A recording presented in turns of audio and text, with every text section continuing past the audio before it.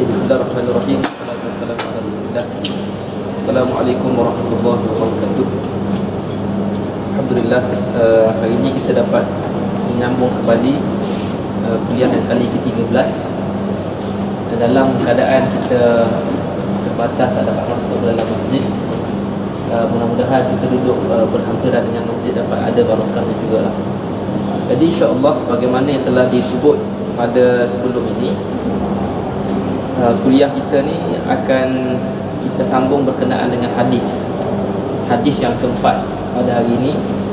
Hadis yang bertajuk At-tusabbibu ila la'nil walidaini min akbaril kabairi. At-tusabbibu maknanya apa? Dia penyebab kepada ibu bapa kita dilaknat, juga adalah merupakan di antara dosa-dosa besar. Di dalam hadis ini kita akan memerhatikan ada beberapa pengajaran yang akan kita capai. Yang pertamanya, kita akan melihat hadis ini mengajar tentang apakah maksud laknat di sisi Allah Ta'ala dan laknat di sisi manusia. Seterusnya kita akan melihat tentang bagaimana adab kita di dalam menuntut ilmu, dan bagaimana hadis ini juga memberi pengajaran kepada kita tentang pentingnya kita untuk menyekat pintu-pintu ataupun faktor-faktor yang membawa kepada kemungkaran yang lain. Hadisnya an Abdullah bin Amr bin Al-As radhiyallahu anhuma annahu qala Rasulullah sallallahu alaihi wasallam, inna min akbaril kabairi ay yal'ana ar-rajulu walidayhi. Qila ya Rasulullah wa kaifa yal'anu ar-rajulu walidayhi? Qala yasubbu ar-rajulu abar rajuli fayasubbu abahu wa yasubbu ummah. Daripada Abdullah bin Amr Al-As. Abdullah bin Amr bin Al-As ini kita kenal dia sebagai panglima yang dihantar oleh tentera Islam untuk membuka Mesir. Amr bin Al-As. Kalau kita pergi ke Mesir, kita akan jumpa satu masjid yang sangat besar yang dinamakan sebagai Masjid Amr bin Al-As. Masjid Amr bin Al-As ni setiap bulan Ramadan malam 27 Jibril turun. Jibril turun ni macam mana ni? Nama seorang syekh namanya Syekh Jibril. Dia jadi imam tarawih. Penuh satu masjid. Orang tunggu-tunggu Jibril turun. Bukan malaikat Jibril, Syekh Jibril. Ya. Baik.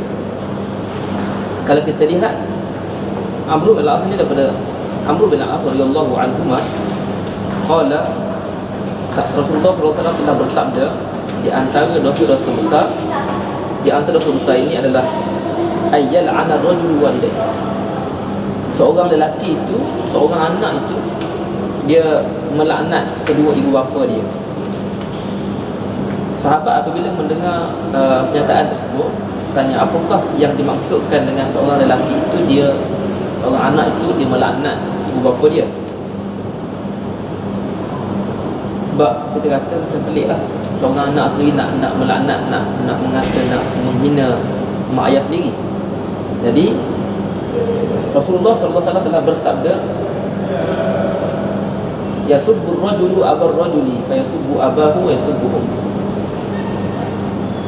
Boleh pause ke?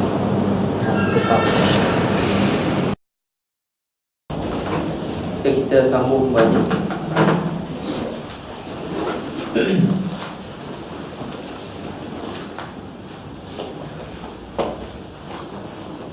Jadi Rasulullah SAW telah menjawab pertanyaan sahabat, bagaimana yang dimaksudkan dengan seorang lelaki itu dia melaknat ibu bapanya. Qala yasubbu ar-rajulu abar rajuli. Apabila seorang lelaki itu dia menggunakan lafaz rajulu. Rajul kat sini kan tengok lelaki lah, tapi maksudnya anak. Apabila seorang anak itu dia mencela ayah orang lain, maka orang lain itu dah akan mencela ayahnya dan mencela maknya. Jadi mana kat situ kita tengok pada secara kasarnya, hadis ini anak itu yang dia bukan mencela mak dia secara direct, mak ayah dia, tapi dia menjadi faktor. Contoh yang kita buat di dalam internet tu, online, dalam forum-forum, Kita tengok orang yang marah ke orang, dia kata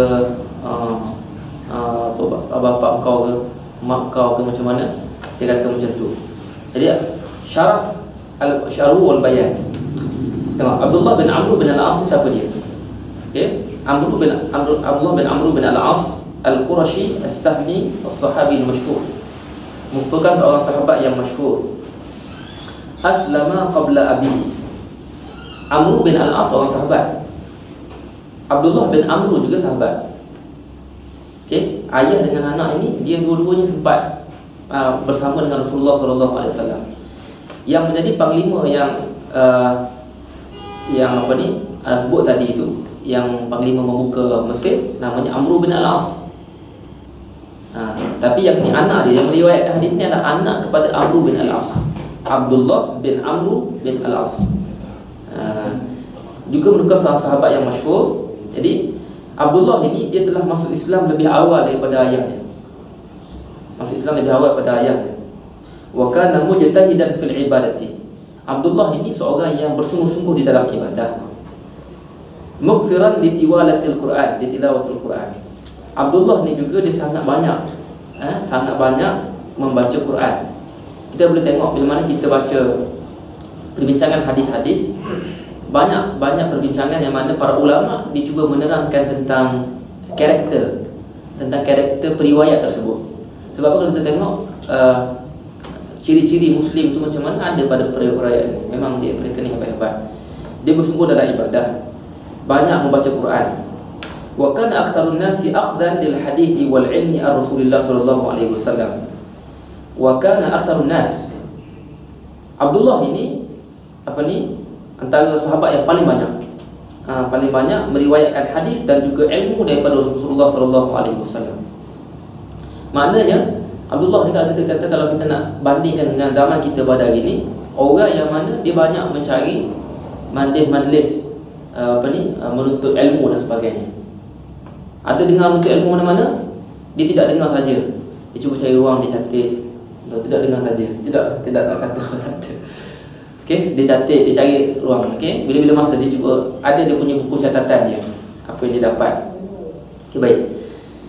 Okey, kemudiannya wa kana yaktubu kullama yasma'uhu minan nabi sallallahu alaihi wasallam fanahahu an dhalika nasun. Sifat Abdullah ni, mana-mana majlis ilmu sekalipun, dia sentiasa akan menulis semua yang dia dengar. Semua yang dia dengar daripada Nabi sallallahu alaihi wasallam. Nabi cakap, Nabi, contohkan kita tahu makna hadis ini, sama ada perkataan, perbuatan, ikrar, itu semua dipanggil hadis. Apa yang dia dengar semua dia tulis. Maknanya macam kita kata copy paste lah. Copy paste. Okey. Jadi perbuatan itu telah dilarang oleh sebahagian sahabat yang lain. Fanahu an dzalika nas. Tengok contohnya bagaimana kesungguhannya.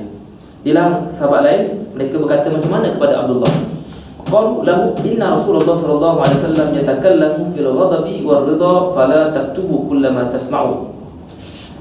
Maka berkata macam ni pada Abdullah, Rasulullah sallallahu alaihi wasallam ini berbicara dalam keadaan marah pada hari itu, dan bicara tentang marah, bicara tentang redha.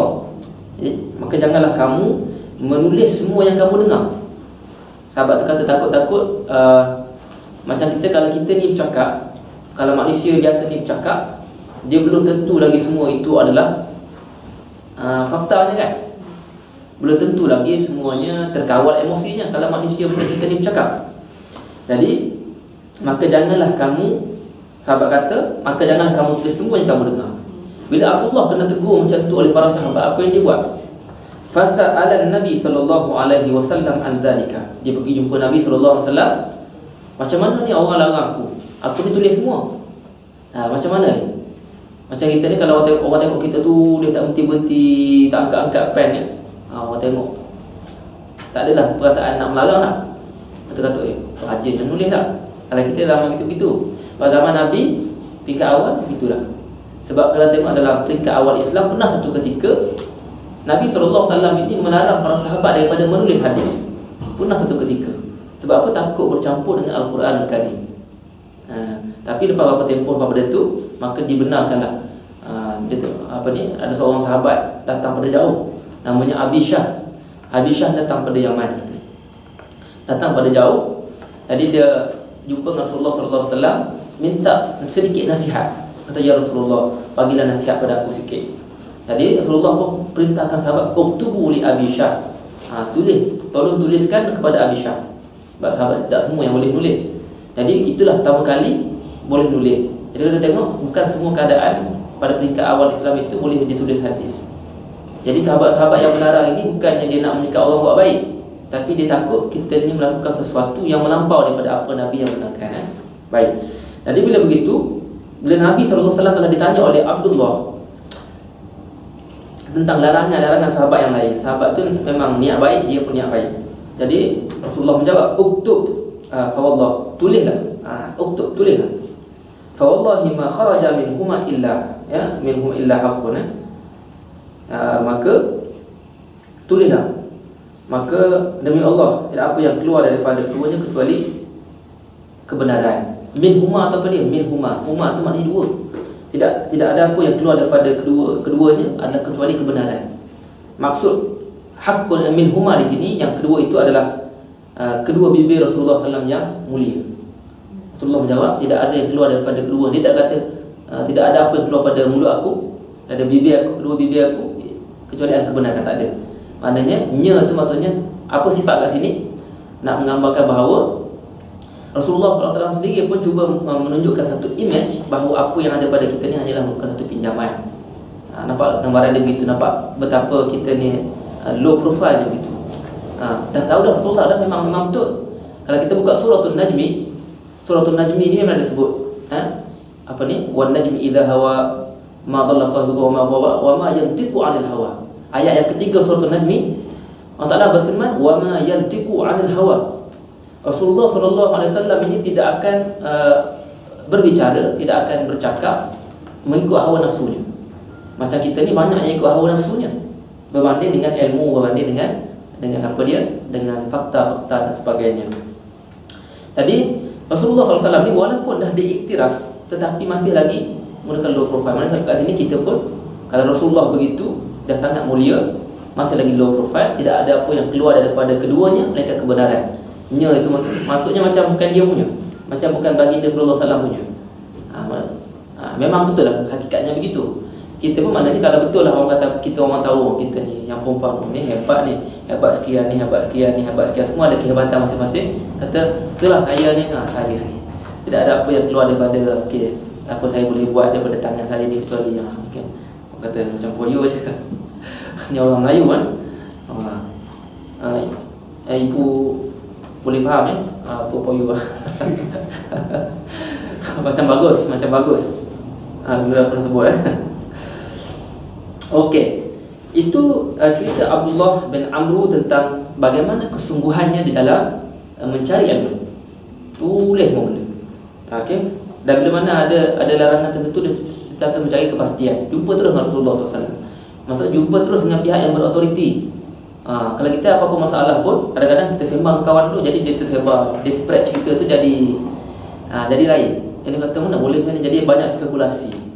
Kalau mana satu sikap, selagi mana ada orang yang berautoriti dalam apa-apa isu sekalipun, kita pergi rujuk dengan orang yang berautoriti selagi mana dia ada. Satu contoh yang penting lah. Begitu juga dalam kehidupan kita sama.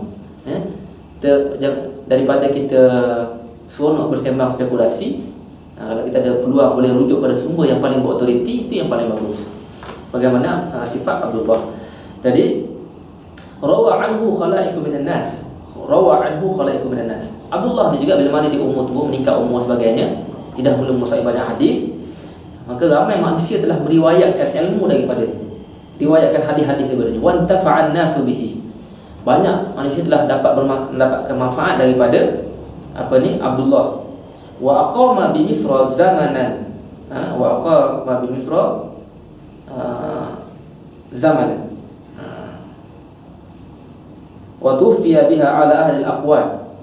Dia telah menetap di Mesir dalam tempoh. Dia ni selain pada dia ni orang yang berilmu, dia juga panglima perang sebut tadi Okey. Wa aqama bi Misra zamanan wa tufiya biha ala ahli al-aqwal sanah Salasah wa sittin. Dia telah menetap di Mesir dalam satu tempoh yang lama selepas daripada telah buka jadi gubernur di sana. Okey. Salah satu pendapat mengatakan bahawa dia telah meninggal dunia pada tahun 63 Hijriah. Tengok. Dan ada juga pendapat yang mengatakan bahawa telah meninggal tahun 72, meninggal tahun 63 Hijriah dengan umur 72 tahun. Okay, baik, itu cerita tentang biografi riwayat hadis ini. Baik. Jadi para ulama bila membincangkan hadis ini, Imam Bukhari rahimahullah, Imam Muslim rahimahullah. Jadi diriwayatkan Imam Bukhari dalam kitab Al-Adab. Kitab Al-Adab. Kita buka Sahih Bukhari, ada satu part dipanggil Al-Adab, diriwayatkan hadis ini. Inna min akbaril kabairi ayal anu rajulu walidayhi. Antara dosa-dosa besar menggunakan antara dosa besar. Inna min akbari, bukannya dosa yang paling besar. Kalau akbar itu, kalau kita jumpa perkataan akbar dalam bahasa Arab dipanggil sebagai isim tafdil, maknanya yang paling besar. Tapi kalau di sebelum perkataan akbar itu ada min, maknanya sebahagian daripada yang paling besar. Contoh, kita buka ayat Quran, kita baca surah Isra. Wa nunazzilu minal Qur'ani ma huwa shifaa'un. Wa nunazzilu minal Qur'an ma huwa shifaa'. Orang kata Quran ini, ayat Quran menjadi penawar, menjadi ubat. Jadi adakah semuanya? Kalau orang tidak faham teks Arab ini susah nak, dia tak faham secara tepat lah. Jadi Allah berfirman, telah kami turunkan daripada Quran itu sebahagian min wa nazil minal Quran, sebahagian daripada ayat-ayat Quran itu yang mana boleh menjadi penawar. Begitu juga dalam hadis ini, di antara dosa-dosa besar itu adalah seorang anak itu yang sini menggunakan lafaz rajul, melaknat apa dia? Laknat kat sini maknanya al-la'nu huwa at-taradu wal ib'ad. Al-la'nu huwa at-taradu wal ib'ad. Dulu masa saya belajar dulu pada tingkat awal, kita bila mana berguru, kita tak tahu semua perkataan nak tulis tu macam mana. Belum biasa lagi. Jadi guru tu syekh tu ajar macam mana? Dia kata tulislah ikut bahasa Rumi pun, asal sebut tu jadi macam orang Arab. Contoh boleh al-la'nu, kita betul tulis al-la'nu, tulis je A-L-L. Contoh ke? Boleh ke? Mana sekadar nak sebut huwa at-taradu wal ib'adu. At-taradu kita pun tulis at-taradu A-T ke T-O-R-O-D-U ke macam mana? At-taradu wal ib'adu. Cara dulu tingkat awal nak bagi reti sebut. Okay, baik. Makna at-taradu maknanya kita ni membuang, kita ni mencampak, dan juga kita ni wal ib'adu, kita ni menjauhkan. Maka kalau kita seorang anak tu melaknat tu apa dia? Maknanya membuang dan menjauhkan mak ayah kita. Kalau kita faham segi makna laknat, kita orang Melayu, kita dah faham dah makna laknat ini segi istilahnya, segi term. Kita jarang memahami makna laknat itu adalah membuang ataupun menjauhkan. Itu segi literal. Tetapi dalam bahasa Arab, perkataan al-la'nu ni juga dia boleh digunakan dalam keadaan sama ada membuang ataupun menjauhkan ataupun melaknat seperti mana yang orang Melayu faham. Maknanya itu. Jadi fa in kana min Allah azza wa jalla wa taqaddasa fa huwa at-taradu wal ib'adu min rahmatih. Maka kalau kita jumpa dalam Quran, kita jumpa dalam hadis, apabila perkataan laknat ini digunakan nak menggambarkan perbuatan af'alullah. Contoh Allah Ta'ala melaknat manusia, Allah Ta'ala ni melaknat makhluk-makhluk tertentu, melaknat syaitan. Maksudnya apabila Allah Ta'ala yang melaknat, maka maksudnya apa dia? Kalau di sisi Allah Ta'ala, maksud dia Allah Ta'ala ni membuang dan menjauhkan manusia ataupun makhluk-makhluk itu daripada rahmatnya. Kita ni hidup dengan rahmat. Rahmat ni macam mana maksud rahmat? Rahmat ni maksudnya kasih sayang, belas Allah Ta'ala kan?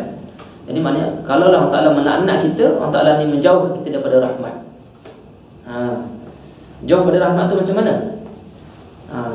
Kurang nusrahnya, kurang pertolongan, kurang bantuan daripada Allah Ta'ala. Wa in kana minal khalqi fa huwa du'a'u bidzalika. Tetapi apabila dalam Quran ataupun hadis itu menggunakan perkataan laknat yang dikaitkan manusia yang buat, maksudnya adalah manusia itu minta untuk maksudnya ad-du'a'u bidzalika. Mana manusia itu minta, dia mohon untuk lakukan keadaan. Dia bukan jadi buat. Allah Ta'ala betullah menjauhkan. Kalau manusia yang buat, contoh manusia ni melaknat sekian-sekian, contoh laknat orang sekian-sekian, maka maknanya kita ni mendoakan dia, bukan menjauhkan. Maksudnya nampak segi struktur Arab tu macam mana. Jadi waqad adda Nabi sallallahu alaihi wasallam uquqal walidaini min akbar kabair. Sebab itulah Rasulullah sallallahu alaihi wasallam telah telah mengatakan bahawa menderhakai ibu bapa ini adalah di antara dosa-dosa yang paling besar, kabair. Min akbaril kabair. Kita tengok dalam bahasa Arab ini dia banyak dzambun, dia juga panggil pakai dosa. Allah contoh, Allah maghfir lana dzunubana. Dzunubana itu yang kita baca doa kan untuk ibu bapa, wali walidina ataupun wali walidaina. Jadi dzunubana itu adalah plural daripada perkataan dzambun. Dzambun itu dosa. Juga dalam bahasa Arab digunakan perkataan ithmun. Ithmun alif tha mim. Ithmun juga dosa. Kalau alif sin mim itu nama. Ithmun. Atham itu dosa-dosa. Tetapi dalam bahasa Arab, untuk menggambarkan dalam Islam ini, untuk menggambarkan dosa-dosa besar, dia ada satu term khusus sebagai al-kabair. Kalau kita jumpa dalam mana-mana teks dalam bahasa Arab sebut al-kabair, al-kabair itu biasanya adalah dosa-dosa besar. Itu istilah dunia. Kecuali kalau dikaitkan dengan peristiwa kiamat, barulah itu maksudnya tentang tanda-tanda besar kiamat itu biasa. Kalau selain daripada itu, dalam konteks ibadah, dalam konteks dosa pahala, memang itu adalah merujuk ke dosa-dosa yang besar, kabair. Kalau kabair daripada perkataan kabir, besar. Lawan pada besar, kecil. Kecil bahasa Arab saghirun. Tak, saghirun. Adakah dia akan menggunakan saghair? Tak ada. Bahasa dosa besar saja dia gunakan perkataan itu. Dosa kecil, dzambun, ithmun, atau kecil begitu. Ada lagi yang lain-lain lah. Banyak perbincangan lagi, maksudnya perkataan sayyi'at. Sayyi'at ni benda-benda yang jahat, benda-benda buruk, benda-benda macam tu. Jadi maknanya secara tak langsung kita dah memahami dah. Maksudnya kalau kita baca mana-mana teks, kita boleh faham. Baik, tengok di sini, wal madhkuru fi hadzal hadis wa huwa tusabbibu ila la'nil walidain, naw'un min anwa'il 'uquq wa fardun min afradihi. Jadi yang dimaksudkan seorang anak itu melaknat ibu bapa itu adalah merupakan dosa besar. Maksudnya adalah penyebab kepada ibu bapa kita dilaknat oleh orang lain. Kalau anak itu menjadi penyebab kepada ibu bapa kita, ibu bapa dia tu dilaknat oleh orang lain, itu juga di antara satu jenis daripada jenis-jenis menderhakai ibu bapa. Naw'un min anwa'il 'uquq. Orang kata kalau kita mengata orang lain, bapak engkau lah, mak engkau ke masalahnya. Kemudian orang lain kata kita kan. Dalam forum-forum tempat kita ada ruangan chatting dalam online tu, internet tu sangat banyak. Kita rasa kita dah puas hati dah mengata orang lain, betul dia pula mengata mak kau lah, bapak kau lah, keluarga kau lah, keturunan kau lah. Jadi bila begitu, secara tak langsung kita ni sebenarnya menderhakai ibu bapa. Indirect, tapi hakikatnya menderhakai. Satu jenis daripada jenis-jenis anak tu derhaka pada mak, derhaka pada ayah dia. Maknanya kita kena berhati-hati. Janganlah kita suka-suka hati kalau nak marah ke orang, kita duduk menggunakan nama mak ataupun ayah dia. Mungkin kita kata kita tak buat, tapi kita sedar adalah anak-anak kita guna macam tu. Anak kita ni dia bergaul dengan orang yang kat sekolah dia macam-macam, contoh, ataupun adik-adik kita yang kecil-kecil lagi tu, dia bergaul, yang tu dia bergaduh, tengok biasalah automatik akan keluar kata bapak atau mak tu macam mana. Kita pun biarkan. Bila mana kita biar dan kita faham, maknanya kita ni tu bersubahat dalam menderkai mak ayah kita. Kita kata kalau keluarga adik-beradik semua bagus, semua tak cakap macam tu. Tengok pula ada saudara-saudara, sepupu-sepupu, dia cakap macam tu pula. Kalau macam orang perempuan yang dia ada melatah oh mak kau, tu macam mana? Melatah Indonesia ada yang melatah juga. Mak kau juga. Oh mak kau macam mana? Mak aku okey, alhamdulillah. Mak kau macam mana? Macam tu contoh macam mana dia kata saudara-saudara pula buat. Kita kena mainkan peranan ini juga. Sebab apa? Kalau boleh kita membantu masyarakat kita ni daripada masing-masing ini tanpa sedar melakukan perbuatan menderhakai ibu bapa masing-masing. Banyak benda ni. Kawan-kawan dia tak tahu benda ni masuk dalam ni. Kalau dia tahu lagilah pula kita kata kalau macam tu jangan bagi dia tahu lah. Nanti takut dia terbuat dapat dia derhaka mak ayah dia, kita pun tak nak bagi tahu, kita pun simpan rahsia. Simpan je ilmu kita tahu. Orang yang menyimpan ilmu tu itulah panggil syaitan bisu. Syaitan bisu, syaitan akhras. Boleh diistilahkan begitu. Syaitan bisu lagi besar rasanya. Patutnya ilmu tu disampaikan. Tak? Jadi maknanya kalau tahu, alamak. Jadi memang tugas kita untuk menyampaikan. Tidak rugi apa sekalipun. Semakin banyak kita menyampaikan, semakin banyaklah saham pahala kita lah. InsyaAllah begitu.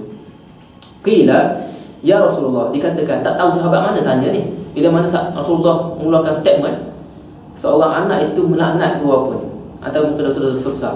Sahabat pun tanya, ada seorang sahabat tak tahu sahabat mana tanya. Wahai Rasulullah, apakah yang bagaimanakah dimaksudkan? Apakah dimaksudkan dengan seorang anak itu melaknat ibu bapanya? Huwa istib'adu minas sa'ili liwuqu'i dzalika. Okey. Li'anna at-tiba' as-salimah ta'ba dzalika wa tanfiru minhu ashaddun nufur. Dia ni minta jauh, dia sengaja kata apa? Sengaja nak menghina, menyisihkan mak ayah dia tu. Contoh menyebabkan mak ayah dia tu dihina oleh orang lain. Kalau kata contoh sifat apabila orang tu dihina, maknanya dia perbuatan yang cuba disisihkan kan? Perbuatan yang cuba disisihkan, perbuatan yang cuba dijauhkan daripada orang lain. Ini orang ni kita menghina dia sikit-sikit, jatuhkan image dia, downgrade dia sikit, jatuh maruah dia. Tersisih lah walaupun dia duduk sekali. Tapi bila kita tengok dia tu tak apa dah dia ni kan, orang lain pun dah dengar macam tu. Jadi maknanya apabila seorang anak itu melaknat, Rasulullah menjawab dia menjadi faktor menyebabkan ayah dia kena, itulah. Betul. Anak yang baik sepatutnya dia adalah sifat anak yang baik, sepatutnya dia mencegah daripada demikian itu dan dia berusaha sungguh-sungguh dan untuk menjauhkan ibu bapa dia daripada dilaknat oleh orang lain. Dia bersungguh-sungguh untuk dia tidak melakukan perbuatan yang menderhakai ibu bapa dia. Kemudian qala yasubbu rajulu abar rajuli fa yasubbu abahu wa yasubbu ummahu. Rasulullah menjawab lagi. Maka dia fa bayyana Nabi sallallahu alaihi wasallam, Nabi sallallahu alaihi wasallam telah menerangkan dalam jawapannya, seorang lelaki itu sekalipun dia memang dia tak ada niat. Sekali dia memang tak ada niat, dia dengan mak ayah dia memang sangat bagus, dengan mak ayah dia sangat hormat sebagainya, tak ada niat langsung untuk dia mencela mak ayah, untuk derhaka pada mak ayah dia. Okey, tapi pada umumnya, pada fil a'ammi wal aghlabi fa innahu qad yaqa'u min mustasab fihi. Maknanya apabila dia mengatakan orang lain tanpa dia ada niat untuk derhaka pada mak ayah dia sendiri, pada hakikatnya, pada umumnya kata Nabi sallallahu alaihi wasallam, dia dah memang melakukan perbuatan tersebut. Nampak betapa tingginya ketinggian adab yang Islam ajar. Bukan setakat kita boleh jaga keluarga kita dengan mak kita dah selesai. Jadi mak orang lain juga dia ada haknya, ibu orang lain juga dia ada haknya. Maknanya sebagaimana kita tak nak ibu kita tu diapa-apakan, tak nak orang kata, orang lain begitu juga, ibunya ada satu taraf. Ibu-ibu ni ada taraf kedudukan dia, ayah pun ada taraf begitu. Baik. Wa huwa amrun mungkinun wa waqi'un. Orang kata apa, macam tak semestinya berlaku, tetapi memang segi sunnatullah, segi fitrah, apabila kita mengatur orang lain, dia akan balas dengan perkara yang sama. Contoh kita kata orang itu bodoh, dia akan kata balik kau lah yang bodoh. Umumnya kita baliknya memang begitu, kebiasaan. Mustahil lah kata-kata kau bodoh, kau cerdik. Tak ada. Kalau kata-kata mak kau, mak kau balik dah kena. Maknanya biasanya memang begitu. Rasulullah pun tahu kalau dia tengok. Jadi wa hadha tafsirul la'nu fil hadis bi anna tasabbu ila sabbil dalil ala anna ma tasabbu ila syaitan walidai bi ayyi lafzin kana la'nan aw ghair fa huwa murtakibun li hadzal wizr al-'azim. Kita boleh fahamlah, maknanya mudah di sini. Kalau kita menjadi penyebab, kita menjadi faktor penyebab kepada mak ayah kita tu dilaknat oleh orang lain, hakikatnya kita ni telah melakukan satu dosa besar, iaitu menderhakai ibu bapa kita. Okey, di sini apabila tengok hadis ni ringkas saja, tetapi dia punya pengajaran ni istinbat dalam bahasa Arab dipanggil sebagai istinbat hukum. Mesti dengar kan istinbat hukum kan? Bagaimana hukum ulama ekstrak keluar hukum-hukum. Di sini banyak hukum hakam dan juga adab-adab yang dikeluarkan oleh para ulama. Contoh Al-Imam Ibnu Battal. Al-Imam Ibnu Battal kata hadal hadithu aslun fi saddiz zara'i. Hadis ini menjadi asas. Jadi asal kepada dalam fiqh ni ada satu kaedah dipanggil sebagai sadduz zara'i. Sadduz zara'i. Apa maksud sadduz zara'i? Yang muslimat pernah dengar sadduz zara'i? Pernah dengar? Apa maksud sadduz zara'i? Sadduz zara'i itu maknanya dapat dua perkataan. Saddun maknanya kita ni menutup. Saddun tu menutup. Itu segi literal lah, menutup. Az-zara'i maknanya dia adalah plural pada perkataan zari'ah. Zari'ah maknanya lubang-lubang, laluan-laluan. Jadi kita menutup laluan-laluan ataupun lubang-lubang yang menjadi faktor kepada berlaku mudarat yang lebih besar lain. Contoh begini. Kita ada dalam ungkapan kata bahasa Arab, al-wiqayatu khairun minal ilaj. Al-wiqayatu khairun minal ilaj. Wiqayah tu apa dia? Mencegah. Dalam bahasa mencegah. Dalam bahasa Melayu dipanggil sebagai prevention. Al-wiqayah tu maknanya prevention. Khairun minal ilaj. Prevention is better than cure. Jadi itu orang Melayu punya selalu guna lah. Orang Melayu Melayu dia suka istilah-istilah Inggeris. Dia bunyi hebat sikit. Kalau orang Melayu dah cakap Inggeris, bunyi nampak hebat sikit. Dah. Kalau balik kampung tu padahal sama-sama Melayu, punyalah nak speaking nak speaking English tu, nampak hebat. Tak ada apa pun, bahasa je. Kalau boleh menggunakan bahasa Melayu yang tinggi-tinggi, yang lama-lama, yang peringkat tok nenek kita tak guna tu lagi hebat. Sebenarnya bahasa-bahasa kuno, bahasa-bahasa antik ke? Macam tak kena. Okey, baik. Nak menggambarkan kenapa disebut tentang bahasa-bahasa sebegini. Bagaimana para ulama dia boleh mengeluarkan macam-macam. Sebab nilai bahasa Arab itu sendiri dia mengandungi banyak maksud. Bahasa Arab satu bahasa yang mana sangat tinggi sastranya, tetapi mudah difahami. Dan boleh kata bukan setakat double meaning, mungkin triple, mungkin multiple meaning. Banyak sangat makna-makna yang boleh kita fahami. Tak macam bahasa Melayu. Tak. Kalau bahasa Arab kita tengok, tukar je baris sikit ataupun tukar perkataan sikit je dah jadi lain. Contoh perkataan daraba. Daraba ni maknanya pukul. Tak. Contoh daraba bisayfi maknanya pancung.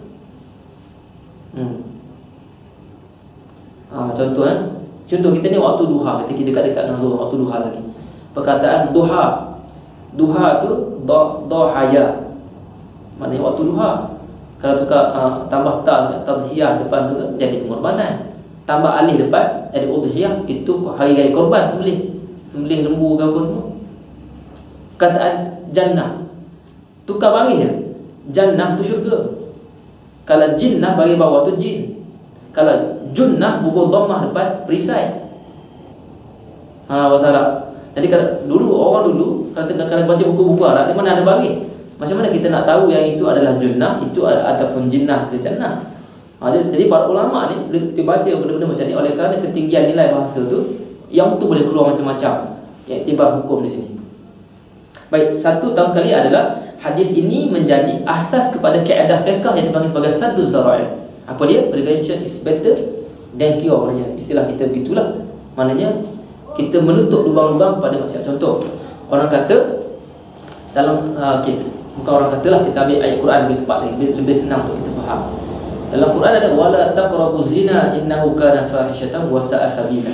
Betul? Janganlah kamu hampiri zina. Jangan hampiri. Apa dia perbuatan contoh? Kita menyekat perbuatan apa dia? Yang boleh bawa kepada zina, apa dia? Contoh keluar berdua-duaan atas alasan study ke sebagai contoh, misal kata. Apa lagi yang lain? Bukan buat apa pun, study je. Ni classmate ni. Contoh. Berdua-duaan. Orang tengok pun kalau dua ni memang confirm lah orang akan keluar spekulasi. Kenapa dua ni?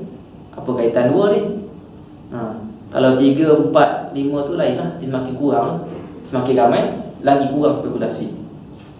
Kalau 2 lelaki 2 perempuan, sama juga macam 2 berdua tadi. 2 lelaki 2 perempuan. Ni memang pasangan-pasangan lah. 3 lelaki 3 perempuan, tak selamat lagi tu. Kalau 2 lelaki 1 perempuan pelik. 1 lelaki 2 perempuan pelik sikit. Dia lain sikit dia punya tu spekulasi yang timbul. Cuma nak bagi kita menyekat. Contohlah, banyak lagi contoh lagi kita boleh faham lah. Faktor-faktor boleh menyebabkan berlaku maksiat-maksiat lain. Okey, jadi wa yukhadhu minhu anna man alafa fa'lahu ila mahrami harrama alayhi dhalika al-fi'l wa illam yaqsud ila mahram. Jadi makna kat sini apa yang kita boleh ambil adalah berdasarkan hadis ni, kaedah fiqh saddu zara'i adalah orang yang melampau dalam perbuatan dia. Orang yang melampau dalam sesuatu perbuatan. Kalau manusia ni melampau sesuatu perbuatan, maknanya maksiat lah. Maksiat. Contoh buat ibadah yang melampau-lampau. Ibadah melampau-lampau, itu juga satu maksiat. Betul tak? Maksudnya melampau daripada apa yang Islam ajar. Contoh, nak bulan puasa ni nak puasa 3 hari tanpa buka puasa lah. Ataupun nak qiyamul lail daripada lepas isyak sampai subuh, tak berhenti-henti baca, nak habiskan lebih kurang 2-3 juzuk lah. Ataupun macam melampau-lampau, kalau nak merasai rasa bengkak kaki Rasulullah SAW, itu memang melampau. Jadi ini adalah satu maksiat juga. Bukan kata buat benda baik tak pernah dia lagi maksiat. Jadi maknanya kaedah ni begini. Maknanya apabila Islam itu melarang sesuatu yang menjadi faktor kepada berlaku mudarat lebih besar, dia ada hikmahnya besar di situ, walaupun benda itu baik sekalipun. Jadi mari kita tengok daripada kaedah saddu zara'i tadi, adalah merujuk kepada larangan kita melakukan perbuatan yang melampau ke atas perkara yang diharamkan ke atas kita. Contoh kita tahu, kita cuba senaraikan perkara-perkara yang diharamkan, tak boleh buat itu, tak boleh buat ini. Jadi termasuk dalam kaedah saddu zara'i juga mari kita kenal pasti faktor-faktor menjadi punca kepada berlakunya kita melakukan perbuatan haram tadi. Itu juga tak boleh. Perbuatan haram itu tak boleh. Faktor-faktor yang menyebabkan berlaku pun tak boleh juga kita lakukan. Sekalipun kita tidak bermaksud, contoh faktor pun tak ada maksud pun, tapi nampak terbuat. Kebetulan terkeluarlah 2 orang ni, dia untuk alat study ya. Kalau library ada tempat umum kata nak tiba-tiba nak bincang study sikit, kita kat kedai ni lapar lah. Ambil alasan lapar sikit. Library depan tu dah sikit, tak jauh dah. Boleh orang ramai tengok lapar. Nak bincang sikit, kau ni pandai sikit macam mana? Yang laki tanya perempuan, perempuan tanya laki ke? Ambil kesempatan. Macam tu. Jadi kalau perbuatan yang sebegitu, sekalipun tak ada maksud, contoh dia tak ada maksud, bukan nak couple apa pun, tak ada maksud, boleh. Termasuk dalam kaedah ni juga dilarang. Banyak lagi pengajaran-pengajaran lain. Wa yadrudu tahta dzalika umurun katsiratun la takadu tanhasir. Di bawah hadis ni keluar ada banyak lagi perkara-perkara lain yang hampir tak terkira. Banyak lagi kita kata yang lain. Contoh apa dia? Minha tahrimu bai'ul harir. Contoh satu zaman ini, larangan membeli sutera. Larangan membeli sutera. Perempuan boleh pakai sutera tak? Boleh. Lelaki tak boleh pakai. Tetapi dia ada larangan membeli sutera bagi orang-orang yang liman yatahaqqaqu annahu sayalbasu minar rijal. Orang yang takut, orang yang sedar, kalau aku beli ni tak mustahil, ini adik laki aku ke abang aku ke ayah aku ni akan pakai. Itu. Dia dah ada perasaan takut dipakai oleh orang lelaki. Ada perasaan takut, orang yang sebegitu dilarang. Contoh, beli kain sutera banyak-banyak berela-ela kan? Ela. Indonesia sama juga, ela. Berela kan? Ela kan? Ela ni bukan ni. Yang lihat. Okey, beli panjang-panjang simpan. Orang zaman sekarang banyak beli kain, design sendiri baju. Tiba kain tu lebih, tak tahu nak buat apa. Lelaki pakai. Buat apa pakai ni? Contoh, bukan buat baju pun. Contoh kain tu digunakan nak buat alat-alat sapu tangan ke, sapu tangan lelaki ke, kain lebih ni, kain sutera ni, sapu tangan sutera lah. Contoh jadi buat lap macam mana? Tak boleh juga tu. Jadi nak menggunakan harta tak boleh. Jadi orang tu dilarang untuk beli. Wa bai'us silah liman yatahaqqaqu annahu sayu'tada bi 'ala an-nas aw yaqta'u bi tariq. Dilarang untuk membeli harta bagi orang yang rasa dia takut orang lain akan guna pula. Beli senjata, beli pistol ke, beli parang ke. Dia ni peminat apa keris-keris lama ke macam mana. Tapi dia kata, tapi risaulah anak-anak ni beli banyak-banyak ni, nanti budak-budak mana budak kecil ni macam mana ataupun ada orang macam mana salah guna ke macam mana, risau. Jadi bila ada risau keadaan seperti itu, maka diharamkan untuk beli senjata juga.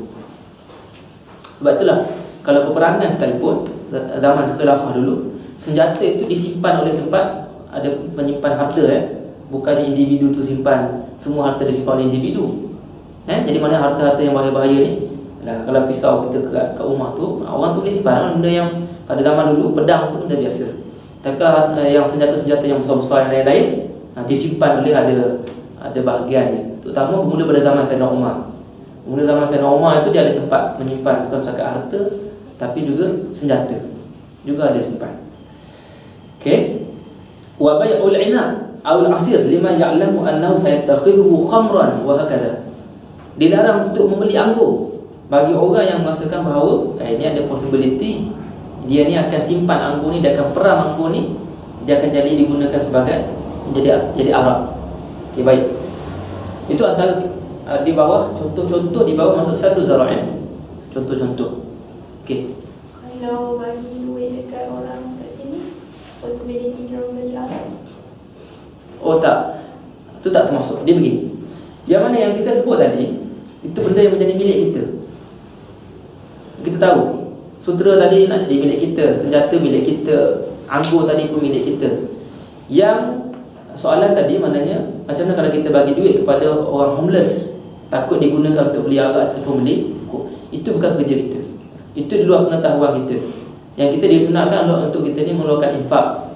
Walladzina idza anfaqu min amwalihim lam yusrifu wa lam yaqturu wa kana dzalika qawama. Apa dah surah awal surah Al-Baqarah pun ada, alladzina yunfiqu macam mana ayat-ayat begitu. Tu infak itu kita dah bagi, itu dah bukan urusan kita. Sudah keluar, bukan jadi milik kita, bukan di bawah tanggungjawab kita dah. Jadi maknanya sebab itulah sebaiknya kalau kita nak bantu orang yang homeless, jadi kita kata nak ambil, orang panggil dalam bahasa Arab ada satu kaedah, dipanggil sebagai ihtiyat. Ihtiyat ni maknanya berhati-hati. Kalau kita nak mengambil langkah yang betul-betul berhati-hati, maka kita ni apa dia? Tak bagi duit, kita bagi air, kita bagi makanan. Contoh dia duduk depan-depan kedai tertentu ke macam mana, kita masuk kedai tu, kita beli apa roti-roti mana-mana, bagi dia. Nak rasa nak bagi sana, itu lebih baik. Ataupun kita beli air, itu lagi baik daripada kalau kita ada peluang, itu terbaiklah daripada kita ni bagi duit kalau kita risau. Tapi asasnya walaupun bagi duit sekalipun dah bukan tanggungjawab kita. Jadi Syekh Abu Muhammad bin Abi Jamrah, okey, Syekh Abu Muhammad maksudnya Syekh apa ni? Abi Jamrah. Dia kata dah hadis ini, hadis yang kita bincang tadi adalah dalilun ala azma haqqul abawain.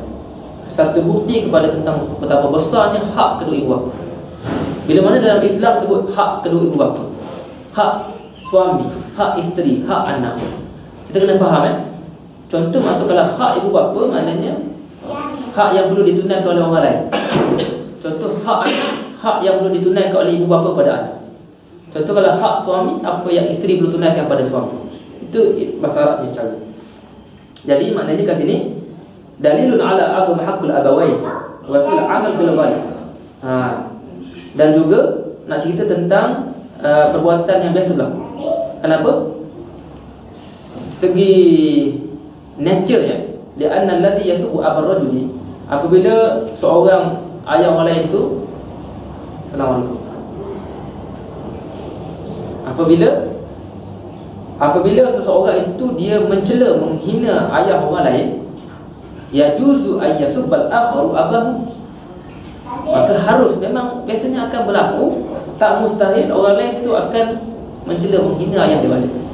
Wa yajuzu an la yaf'al, dan juga boleh jadi juga dia tak buat, dia tak balas kan. Tetapi lakinnal ghalib ay yujibahu bi nahwi qawli, tapi pada biasanya Biasa je pada zaman Nabi SAW sendiri pernah berlaku, akan dibalas balik dengan perkara yang sama. Okey, sumbernya di mana? Kenapa begitu? Kita tengok antara lain lagi. Wa fi muraja'atul talib li ustadihi fi ma yaqulu mimma yashkilu alayhi. Kita tengok kisah Abdullah bin Amr tadi. Dalam hadis kita Abdullah bin Amr jumpa Rasulullah SAW. Yang kisah seorang sahabat yang tanya apakah maksud tadi. Ada dua keadaan. Abdullah bin Amr satu, seorang sahabat dalam hadis yang tanya balik apakah maksud laknat. Ini maknanya pentingnya seorang murid ataupun seorang yang mana dia belajar, contoh kita ni semua bergelar student, tak faham tanya terus kepada guru tersebut. Itu yang terbaik masalah. Itu yang paling baik, paling afdal. Walaupun kita kata boleh bincang dengan kawan, tetapi segi adabnya, keberkatannya lebih besar kita tanya dengan guru yang paling berautoriti. Sebab tu penting pergi kelas ni bukan diam. Profesor tanya macam mana? Oh, diam dia, kita tak tahu. Faham? Faham. Sila terangkan? Faham tapi tak tahu nak terangkan macam mana. Atau orang Melayu lah, faham tapi macam mana nak terangkan? Macam mana? Tu tak faham. Baik, kita tanya tak faham tu begitu. Wa fihi itsbatul kabair. Dalam hadis ni juga nak menekan tentang dosa-dosa besar, takut bahaya dosa besar. Wa itsbatut tafawut fiha, dan juga nak menekankan tentang ada tahap-tahap dosa paling besar. Kalau melaknat secara direct itu apa? Menghargai secara direct, itu dosa paling besar. Secara indirect kita mengata mak ayah orang lain, kita dah harga secara indirect, itu bawah sikit. Tapi dia masih lagi dalam jenis-jenis dosa besar. Ini adalah wahwa madhabu jumhur ahlul ilmi. Ini adalah mazhab yang dipegang oleh majoriti ahlul ilmi. Okey. Jadi para ulama apabila mengeluarkan semua kaedah-kaedah fiqh tadi, pengajaran tadi adalah bersumberkan daripada firman Allah Taala dalam suratul An'am ayat 106. Wala tasubul ladzina yad'una min dunillahi fayasubbullaha adwan bighairi ilm. Janganlah kamu ni mencela, kamu ni menghina Tuhan agama lain. Yad'una min dunillah, saya Allah Taala. Hari ni ada orang individu yang mengutuk Tuhan agama apa, Hindu ke, Tuhan agama Buddha ke, kalau tak betul dia menghina secara depan-depan itu. Menghina Tuhan agama, menghina bukan nak mengajar, bukan nak benar, tapi nak menghina. Tak boleh menghina.